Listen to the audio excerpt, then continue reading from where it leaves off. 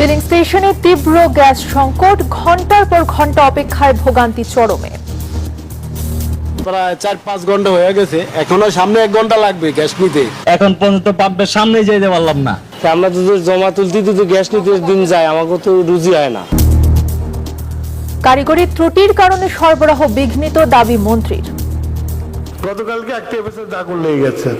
Luckily আমার এলএনজির জাহাজ ভিড়তে যে সরে গেছে। 2-3 দিনের মধ্যে সমাধানের আশা। এটা খুবই সাময়িক, আমাদের মেরামতের কাজ চলছে। হাম উপসর্গে মৃত্যু 800 ছাড়ালো, আতঙ্ক বাড়াচ্ছে ডেঙ্গু, ধরনে এসেছে পরিবর্তন, দ্বিতীয়বার আক্রান্তে বাড়ছে জটিলতা ও মৃত্যু ঝুঁকি। প্লেটলেট বেশি কমে যায়, বিভিন্ন অর্গান ফেলিউর হয়ে যায়, যেটা আমরা এক্সপ্যান্ডেড ডেঙ্গু বলি, সেগুলো হয়, শকে বেশি যায় এবং মারা যাওয়ার সম্ভাবনা বেশি যায়। বেসরকারি ব্যবস্থায় হজের খরচ বাড়ছে, হাবের 3 প্যাকেজ সর্বনিম্ন 5,13,000 টাকা, কিছুটা স্বস্তি বিমান ভাড়ায়। নৈতিক স্খলনে সাতক্ষীরা 4 আসনের এমপি নজরুলকে জামায়াত থেকে বহিষ্কার, এলাকায় অবাঞ্ছিত ঘোষণা, শ্যামনগরে ঝাড়ু মিছিল। দেশে খেলাপি ঋণের পরিস্থিতি ভয়াবহ, 29টি ব্যাংকের নির্দেশনা দিয়ে কেন্দ্রীয় ব্যাংকের চিঠি, সম্পত্তি ক্রোক ও আইনি ব্যবস্থা নেওয়ার পরামর্শ।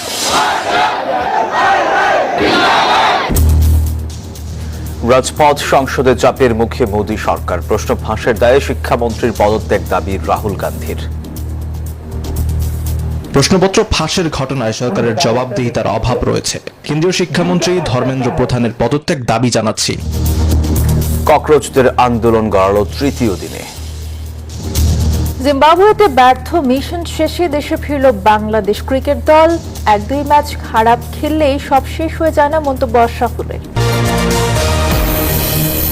স্বাগত নিউজ 24 সংবাদে। পুরো সংবাদে আপনাদের সাথে আছি আমরা দুজন, আমি সোহাগ বক্স এবং আমি তাসনিম অর্থী। দেখছেন সুপার বোর্ড সংবাদ শিরোনাম। এবারে পুরো খবর। রাজধানীতে আবারও তীব্র হয়ে উঠেছে সিএনজি গ্যাস সংকট, ঘন্টার পর ঘন্টা লাইনে দাঁড়িয়েও মিলছে না পর্যাপ্ত গ্যাস।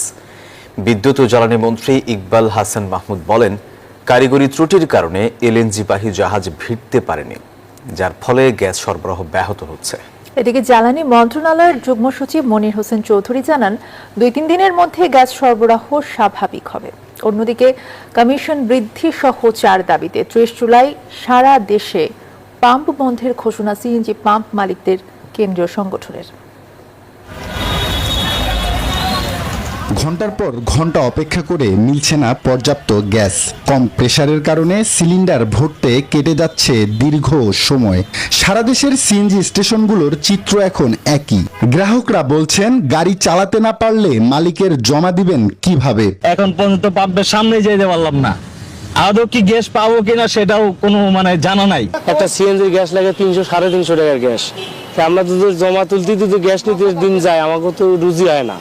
এদিকে দেশের জ্বালানি খাতের নিরাপত্তা ও রূপান্তরের নীতিগত চ্যালেঞ্জগুলো নিয়ে রাজধানীতে আয়োজিত এক অনুষ্ঠানে বিদ্যুৎ ও জ্বালানি মন্ত্রী ইকবাল হাসান মাহমুদ বলেন, কারিগরি ত্রুটির কারণে এলএনজিবাহী জাহাজ ভিড়তে পারেনি, ফলে গ্যাস সরবরাহ ব্যাহত হচ্ছে।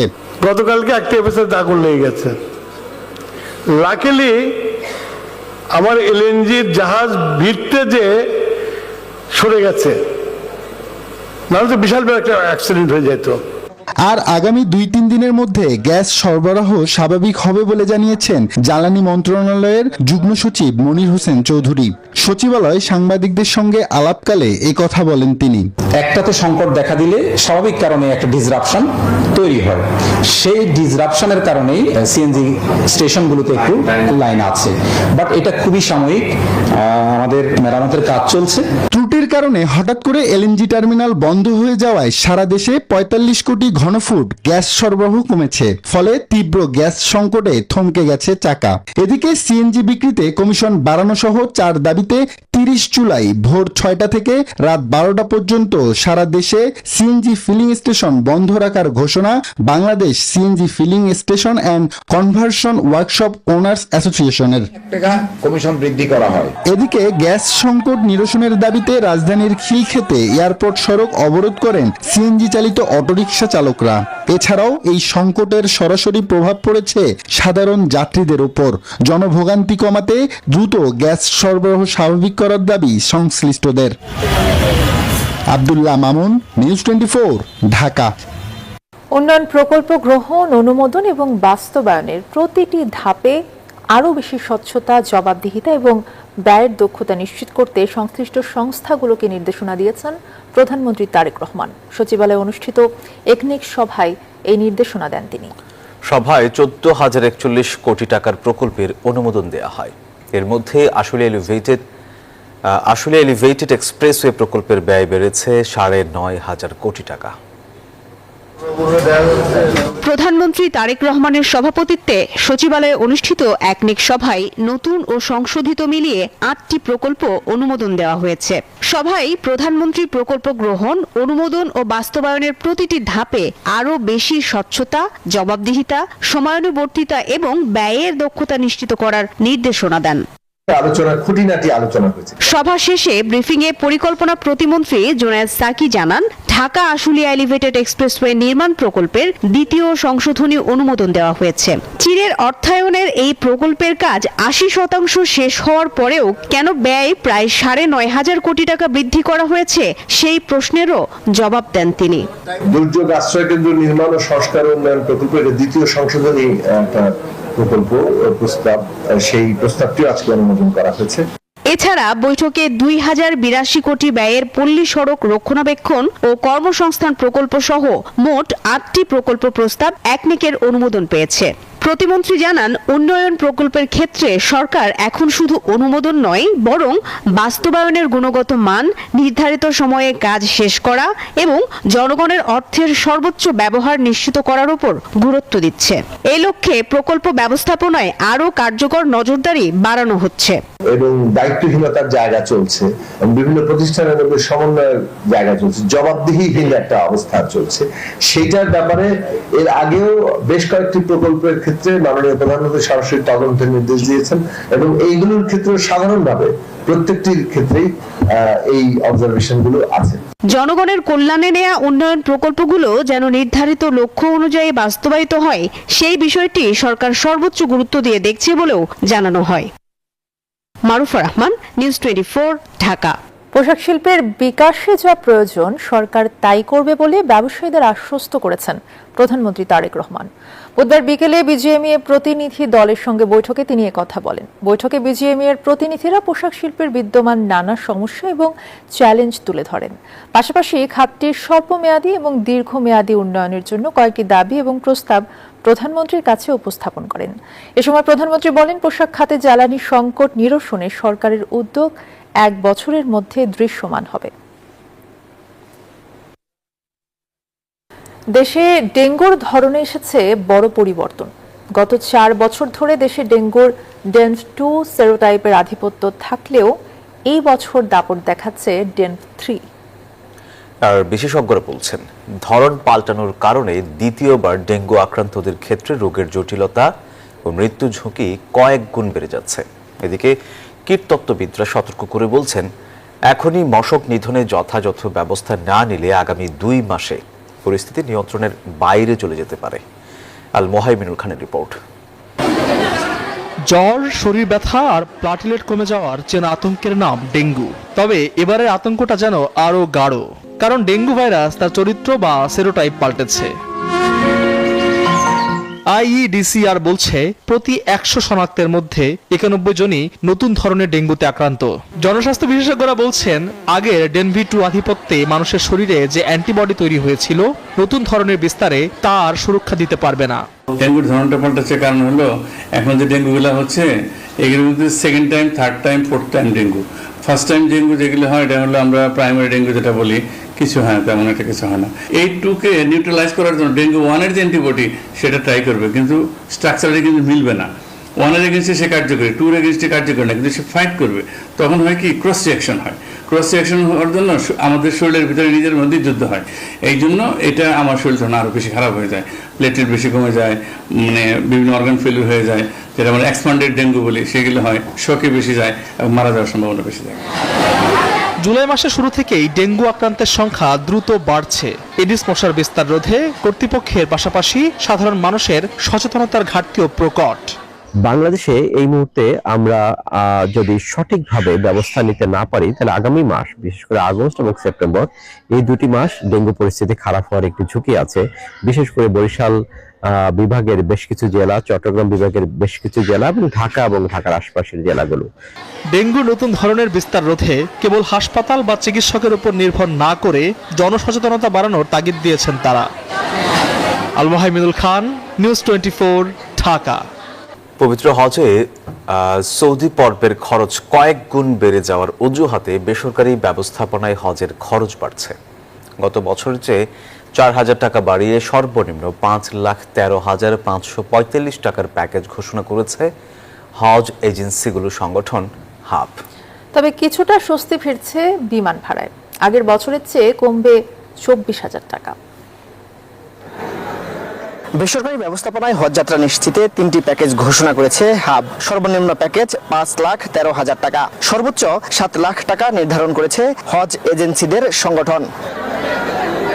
গত বছরের তুলনায় বেড়েছে বেসরকারি ব্যবস্থাপনায় হজের খরচ। কারণ হিসেবে সংগঠনের নেতারা বলেন, সৌদি পর্বের খরচ দ্বিগুণের বেশি বৃদ্ধি পাওয়ায় এমন পরিস্থিতি। বিগত বছরের ব্যয়ের ধারাবাহিকতায় সম্ভাব্য খরচ হিসাবে করে হজ প্যাকেজ প্রণয়ন করা হয়েছে। পরবর্তীতে রাজকীয় সৌদি সরকার কর্তৃক কোনো খাতে খরচ বৃদ্ধি বা হ্রাস হলে প্রযোজ্য খাতের বর্ধিত হ্রাসকৃত ব্যয় প্যাকেজ মূল্য হিসেবে গণ্য হবে। তবে বিমান ভাড়া আগের চেয়ে কমেছে বলে জানিয়েছে হাব। তারা অভিযোগ করেন, 2023-24 সালে অনৈতিকভাবে বিমান ভাড়া বৃদ্ধি করে কয়েক হাজার কোটি টাকা লুপাট করেছে একটি চক্র। তাদের বিচারের আওতায় আনার দাবি করেছে সংগঠনটি। বিমানের যে ভাড়াটা নির্ধারণ করে সেটাই সৌদি আরব সেটা ফলো করে। আমাদের মতামত হচ্ছে তা তো না হয়েছে। আর 1,98,000 যখন ছিল তখন কি হয়েছে? তখন তো হাজার হাজার কোটি টাকা নিয়ে গেছে। এবার বাংলাদেশ থেকে হজে যাবেন প্রায় 1,27,000 মুসল্লি। সরকারি ব্যবস্থাপনায় হজ পালন করবেন প্রায় 5,000 মানুষ। চাঁদ দেখা সাপেক্ষে 2027 সালের 25 মে পালিত হবে পবিত্র হজ।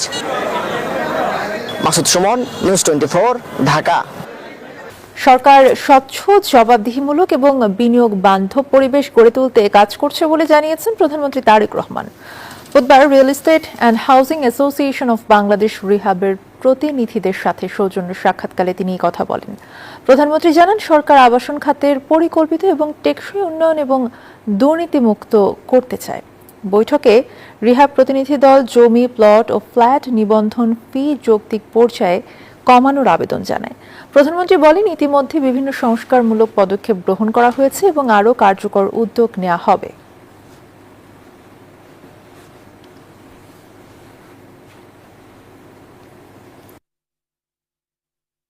আওয়ামী লীগ দেশের অনেক বড় ক্ষতি করেছে।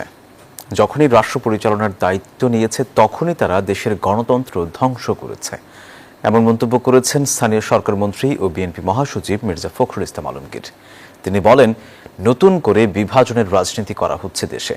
রাজধানীতে স্থানীয় সরকার শক্তিশালী করে নতুন বাংলাদেশ বিনির্মাণে তৃণমূল জনপ্রতিনিধি, ইউপি চেয়ারম্যান মেম্বারদের করণীয় শীর্ষক আলোচনা সভায় এসব কথা বলেন মির্জা ফখরুল। তিনি বলেন, সব ধর্মকে সামনে রাখতে হবে, সবাইকে একসাথে চলতে হবে। এ সময় তিনি আরও বলেন, আগামী ইউনিয়ন পরিষদ নির্বাচন হবে অবাধ, সুষ্ঠু আর নিরপেক্ষ।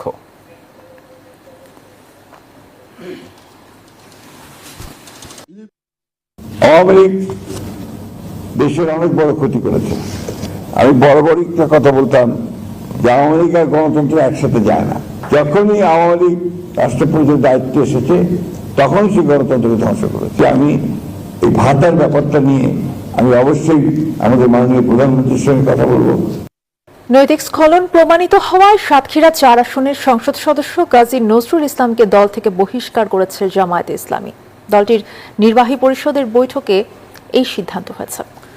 পরিষদের সদস্য ও দলের সহকারী সেক্রেটারি জেনারেল হামিদুর রহমান আজাদ বলেন, নীতি নৈতিকতার বিষয়ে সব সময় কঠোর সিদ্ধান্ত নেয় জামাত, এক্ষেত্রে ছাড় পাবে না কেউই। এদিকে নজরুল সহ 5 জনের বিরুদ্ধে রাজধানীর মিরপুরে পল্লবী থানায় হত্যা চেষ্টা মামলা করেছেন তার গাড়ি চালক। সাতক্ষীরা 4 আসনে জামায়াতে ইসলামীর সংসদ সদস্য গাজী নজরুল ইসলামের একটি ব্যক্তিগত মুহূর্তের ভিডিও সামাজিক যোগাযোগ মাধ্যমে ভাইরাল হয়। ভিডিওতে একটি কক্ষে এক তরুণীর সঙ্গে ঘনিষ্ঠভাবে দেখা যায় তাকে। এ নিয়ে আলোচনা সমালোচনা উঠলে জামায়াতে ইসলামী তদন্ত কমিটি গঠন করে। কমিটি রিপোর্ট দেওয়ার পর তা তোলা হয় দলটির নির্বাহী পরিষদের বৈঠকে, যেখানে গাজী নজরুল ইসলামকে দল থেকে বহিষ্কারের সিদ্ধান্ত হয়। তদন্তের মাধ্যমে প্রমাণিত হয়েছে সেটাকে প্রতীক প্রদর্শন হয় সাংগঠনিক গঠনতন্ত্রের ৬২ ধারা অনুযায়ী তাদের দল থেকে বহিষ্কারের সিদ্ধান্ত নিয়েছে। গাজী নজরুলকে সংগঠন থেকে বহিষ্কারের বিষয়টি নির্বাচন কমিশনকে অবিলম্বে জানাবে জামায়াতে ইসলামী। এমন সিদ্ধান্ত হয়েছে নির্বাহী পরিষদের বৈঠকে। শেখ জায়েদ, নিউজ 24, ঢাকা। দেশে খেলাপি ঋণের ভয়াবহ পরিস্থিতি মোকাবিলায় আগামী ডিসেম্বরের মধ্যে খেলাপির হার কমিয়ে আনতে দেশের 29টি ব্যাংককে নির্দেশনা দিয়ে চিঠি দিয়েছে বাংলাদেশ ব্যাংক। সংকট কাটাতে বড় খেলাপিদের সম্পত্তি ক্রোক এবং আইনি ব্যবস্থা নেওয়ার পাশাপাশি ছোট ব্যবসায়ীদের ঋণ পুনর্গঠনের কথা জানিয়েছে তফসিলি ব্যাংকগুলো। আন্তর্জাতিক মানদণ্ডে ব্যাংকিং খাতে খেলাপি ঋণের সর্বোচ্চ সহনীয় মাত্রা 3%, যেখানে বাংলাদেশে এখন 32.26%, যা দক্ষিণ এশিয়ায় সর্বোচ্চ। কেন্দ্রীয় ব্যাংকের তথ্য বলছে মোট 18,24,000 কোটি টাকা ঋণের মধ্যে খেলাপির খাতায় 5,88,000 কোটি টাকা।